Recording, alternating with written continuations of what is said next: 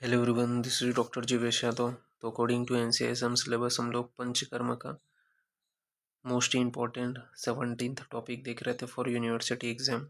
Series को continue करते हुए आज के क्लास में हम लोग टॉपिक नंबर 8 के विषय में बात करेंगे। स्टार्ट करते हैं। तो आज का टॉपिक तो ये है आपका निरुवस्ती के व्यापद। ठीक है, तो निरुवस्ती के व्यापद चरक ने कितने बताए? तो निरुवस्ती के व्यापद चरक ने 12 बताए। कौन से हैं? तो अयोग, अतियोग, अध्यमान, क्लम, हिक्का, हृद प्राप्ति, ऊर्ध्वगमन, प्रवाहिका, शिराशूल, अंगमर्द, परिकर्तिता। ये जो है 11 व्यापद यहाँ पे है। ठीक है, तो ये आपको ध्यान में रखना है। टोटल चरक ने 12 बताए हैं। ठीक है, पर यहाँ पे अपन वांगभट के अनुसार देखें तो अयोग, अतियोग, आद्यमान, क्लम, हिक्का, हृद प्राप्ति, ऊर्ध्वगमन, प्रवाहिका, शिराशूल, अंगमर्द और परिकर्तिता ये आपके प्रमुख आते हैं। सुश्रुत अनुसार कुल वस्ती व्यापद के विषय में बात करें तो पीड़न दोष, पीड़न दोष कितने हैं? 4 हैं। तो वस्ती पीड़न दोष कितने हैं? 4 हैं। वस्ती दोष कितने हैं? तो 5 है। तो वस्ती दोष कितने हैं? सुश्रुत अनुसार 5 है। वस्ती दाता दोष कितने हैं? सुश्रुत अनुसार 6 हैं। तो वस्ती दाता दोष 6 हैं। संज्ञा दोष जो है वो 7 बताए हैं। तो सुश्रुत ने संज्ञा दोष 7 बताए हैं। नेत्र दोष 11 बताए हैं। तो नेत्र दोष कितने हैं? 11 हैं। द्रव्य दोष भी 11 बताए हैं। तो द्रव्य दोष भी कितने हैं? 11 हैं। आतुर व्यापद जो है वो 15 बताए हैं सुश्रुत ने। तो आतुर व्यापद कितने हैं? 15 हैं। वैद्य व्यापद जो है वो 9 बताए हैं सुश्रुत ने। तो वैद्य व्यापद 9 है। वैद्य और आतुर व्यापद जो है वो सुश्रुत ने 8 बताए हैं। तो वैद्य और आतुर व्यापद जो है वो सुश्रुत ने 8 बताए हैं। पर चरक, सुश्रुत तथा कश्यप के अनुसार बात करें तो वस्ती दोष चरक ने 8 बताए हैं, सुश्रुत ने 5 बताए और कश्यप ने 9 बताए हैं। तो वस्ती दोष चरक ने 8, सुश्रुत ने 5 और कश्यप ने 9 बताए। वस्ती नेत्र दोष जो है वो चरक ने 8, सुश्रुत ने 11 और कश्यप ने 6 बताए। तो वस्ती नेत्र दोष चरक ने 8, सुश्रुत ने 11 और कश्यप ने 6 बताए। वस्ती दाता दोष चरक ने 10, सुश्रुत ने 6 और कश्यप ने 10 बताए। तो वस्ती दाता दोष चरक ने 10, सुश्रुत ने 6 और कश्यप ने भी 10 बताए। फिर प्रमुख वस्तियों के विषय में बात करते हैं। तो प्रमुख वस्तियां कौन से हैं? सबसे पहले आपका पिच्छल वस्ती। तो पिच्छल वस्ती में बताया गया है किन से बनाया जाता है। तो पिच्छल वस्ती बदर, ठीक है, एरावती यानी कि नागबला, इसके अलावा लिसोड़ा, शालमली, धान्य अंकुर में क्षीर, छौद्र रक्त मिला करके बनाई गई वस्ती वो पिच्छल वस्ती कहलाती है। तो पिच्छल वस्ती जो है किसमें? बदर, एरावती यानी कि नागबला, लिसोड़ा, सालमली, धान्य अंकुर में क्षीर, छौद्र रक्त मिला करके बनाई गई जो वस्ती है वो पिच्छल वस्ती कहलाती है। रोगाधिकार, रक्ततिसार, प्रवाहिका एवं गुदभ्रंश बताया गया। तो इसका रोगाधिकार क्या है? रक्ततिसार, प्रवाहिका और गुदभ्रंश में पिच्छावस्थी का प्रयोग करते हैं। फिर है मधुतैलिक वस्ती। मधुतैलिक वस्ती में क्या बोला गया है? तो तत्सम व्यक्ति राजा तत्सम व्यक्तियों में स्त्री, सुकुमार, शिशु, वृद्ध में दोषहरण एवं बलवर्ण वृद्धि हेतु मधुतैलिक वस्ती के प्रयोग काल में सवारी, स्त्री सेवन, भोजन तथा पान निषेध बताया गया है। सॉरी, भोजन पान का निषेध नहीं किया जाता। मात्रा मधुतैलिक वस्ती की सामान्य मात्रा 3 प्रतिशत है। ठीक है, घटक द्रव्य में मधु और तैल को अपन समान मात्रा में लेंगे। इसके अलावा एरंडमूल का क्वाथ मधु तैल के तुल्य रहेगा। शतपुष्प आधा पल, मदन फल 1 पल और सेंधा नमक 1/4 पल अपन लेंगे। तो ये क्या है? आपका मधुतैलिक वस्ती बताया गया। फिर है युक्त रथ वस्ती। तो युक्त रथ वस्ती में क्या बोला गया है? वचा मधुक तैल च क्वाथ सरसो सैंधव पिपली फल संयुक्त वस्ती युक्त रथ स्मृता। ठीक है, यानी कि सवारी काल में यह वस्ती दिया जाता है। इसमें कंटेंट क्या है घटक द्रव्य में?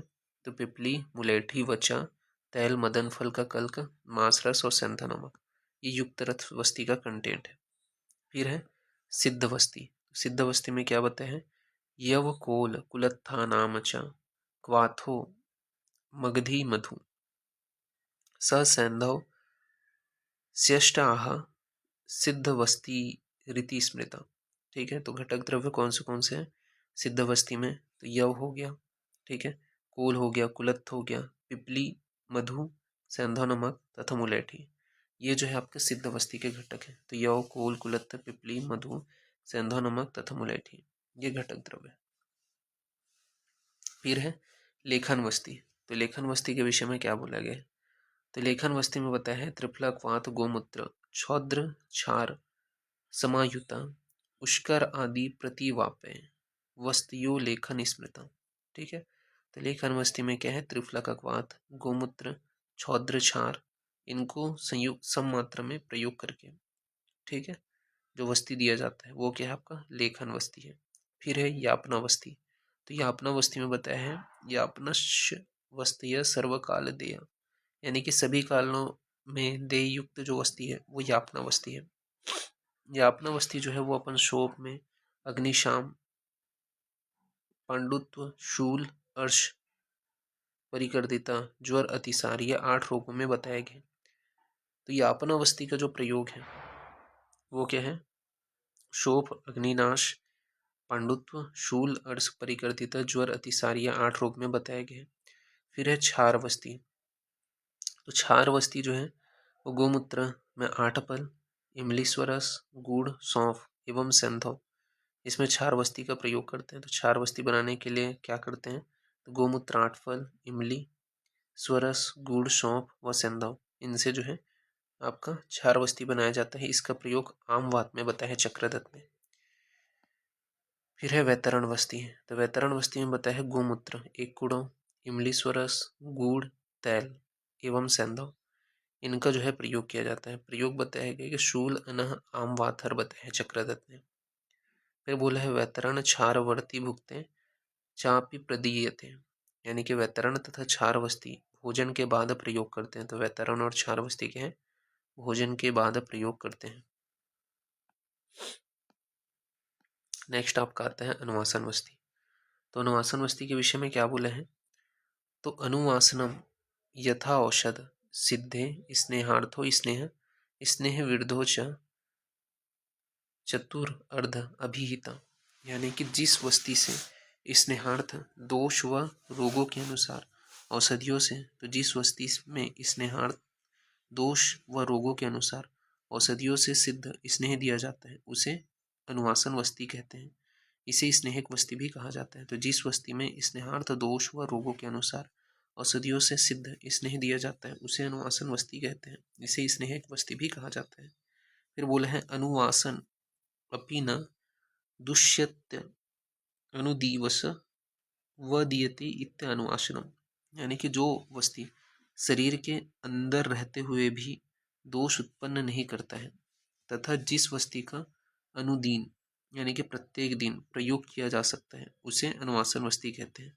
जो वस्ती शरीर के अंदर रहते हुए भी दोष उत्पन्न नहीं करता है तथा जिस वस्ती का अनुदित अनुदिन यानी कि प्रत्येक दिन प्रयोग किया जा सकता है उसे अनुवासन वस्ती कहते हैं। अनुवासन वस्ती के गुण बताए हैं। तो अनुवासन वस्ती का क्या गुण है? तो स्नेहन बलवर्ण, तो स्नेहन तथा बलवर्ण प्रद होते हैं। तैल जो है उसके अंतर्गत स्नेह गुरु उष्ण होने से विशेषकर वात सामक होते हैं। तो तैल जो है स्नेह गुरु उष्ण होने से वात सामक होते हैं। मना प्रसाद वीर्य बल वर्ण मैथुन पुष्टि पुष्टि, ठीक है, तो मन प्रसादक होते हैं। वीर्य बल वर्ण अग्नि पुष्टि का काम करते हैं, ठीक है, मथ अग्नि पुष्टि सॉरी। इसके अलावा काले महान पुष्प फल प्रदर्शन यानी कि संतानदायक होता है। तो काले महान फल पुष्प फल प्रदर्शन यानी कि संतानदायक बताया गया है अनुवासन वस्ती को। तो ये चीज ध्यान में रखना। अनुवासन के योग्य रोग व रोगी कौन से हैं? तो जो रोगी निरोग वस्ती के योग्य होते हैं वह अनुवासन के भी योग्य होते हैं। फिर अनुवासन वस्ती के अयोग्य रोग व रोगी के विषय में बात करें तो जो रोगी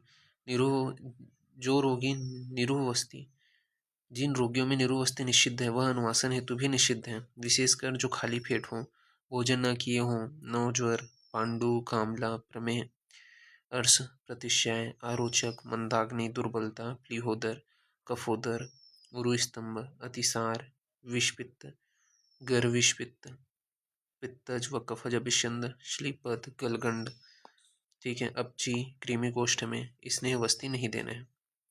चरक अनुसार वस्ती का प्रयोग काल बताया गया है। तो चरक ने शिशिर शीत यानी कि हेमंत शिशिर तथा वसंत ऋतु में दिन में ग्रीष्म वर्षा व शरद ऋतु में रात्रि में जो है प्रयोग करना चाहिए ये बताया है अनुवासन वस्ती का। तो शीतल काल यानी कि हेतु हेमंत शिशिर तथा वसंत ऋतु में दिन में, ग्रीष्म वर्षा तथा शरद ऋतु में रात्रि में वस्ती का प्रयोग करना चाहिए। सुश्रुत अनुसार अनुवासन वस्ती प्रयोग काल बताए हैं, तो शीतल काल व वसंत ऋतु में दिन में प्रयोग करना है, तो शीतल काल व वसंत ऋतु में दिन में प्रयोग करना है। ठीक है। इसके अलावा ग्रीष्म, प्राविट व शरद ऋतु में दिन अंत में प्रयोग करने के विषय में बताए हैं। तो पित्त की अधिकता व कफ क्षीण तथा वात रोगों में से पीड़ित रुक्ष मनुष्य में रात में जो है प्रयोग किया जाता है। तो पित्त की अधिकता, कफ क्षीण है तथा वात रोग से पीड़ित रुक्ष मनुष्य में रात में प्रयोग करते हैं। फिर स्नेहवस्ती की संख्या, तो स्नेहवस्ती की संख्या 1 से लेकर के 9 तक होते हैं। शुक्रवात रोग में 18 द्विगुण तथा वस्तियों को 18 स्नेह व 18 निरहु जाती है। फिर एक स्नेह वस्ती से वस्ती तथा वक्षण का स्नेह होता है, तो एक स्नेह वस्ती देने से वस्ती तथा वक्षण का स्नेह होता है। 2 स्नेह वस्ती देने से ऊर्ध्व जत्रुगत वायु का नाश होता है। 3 स्नेह वस्ती देने से बलवर्ण की उत्पत्ति होती है। 4, 5, 6वां और 7वां स्नेह वस्ती देने से मेद का स्नेहन होता है। 8वां व 9वां वस्ती देने से अस्थि व मज्जा का स्नेहन होता है। इसके अलावा बताया गया यहाँ पे वांगभट अनुसार निरुवस्ती के सम्यक योग, अयोग और अति योग के लक्षण विरेचन के भांति समझना चाहिए। अनुवासन वस्ती के सम्यक योग, अयोग, अति योग का लक्षण स्नेहपान के भांति समझना चाहिए। अनुवासन वस्ती के अति योग में क्या देखने को मिलते हैं, तो हल्लास, मोह, क्लम, साध, मूर्छा तथा विकृतिता, ये सब देखने को मिलेगा। तो हल्लास, मोह, क्लम, साध, मूर्छा तथा विकृतिका, ये सभी आपको देखने को मिलते हैं। तो ये आपको ध्यान में रखना है। इस प्रकार से ये जो 8th नंबर का टॉपिक है वो यहाँ पे फिनिश होते हैं। नेक्स्ट क्लास में अपन आगे का कंटिन्यूशन करेंगे। तो अभी के लिए इतना ही। Thank you.